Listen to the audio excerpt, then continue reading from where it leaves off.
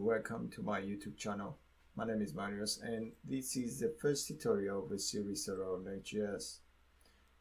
This tutorial will follow a different direction compared to what I have previously done. So previously I have pushed all the content into a single video and I was going through each feature of some of the technologies that I wanted to describe.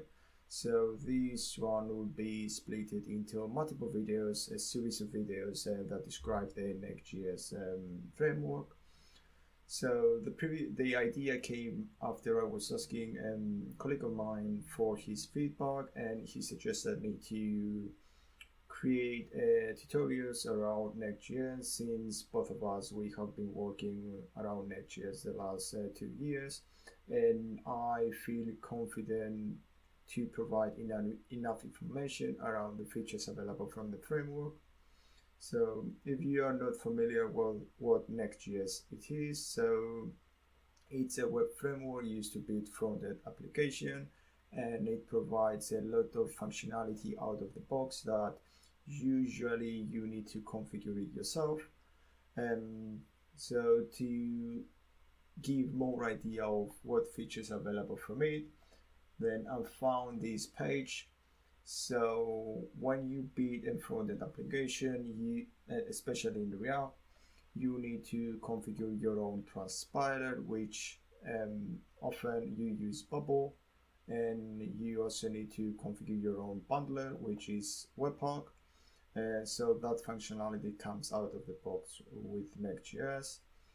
You can optimize your bundle very easily. So when you initially create your app, then the bundle will be decent, and that's the case for all frameworks out there. But when your app scales, then you deliver too much bundle in the client side and you want to optimize it. So the technique that we developers follow is to perform code splitting, and that it's usually the case. You split your bundle per page and you lazy load components to it. So code splitting, it's available by default. It's available for us to implement very easily in Next.js. Single page apps, they have poor CO, since they run JavaScript only on the client side, and when web crawlers try to index them, the HTML template, they are not satisfying.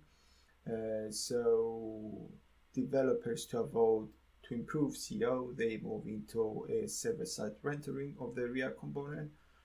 However, if you try to implement it yourself, you will see that it's not easy to implement, and you need to follow some good techniques and some opinions on how to implement it. So Next.js implements its own server-side rendering, and that's the default behavior of the app.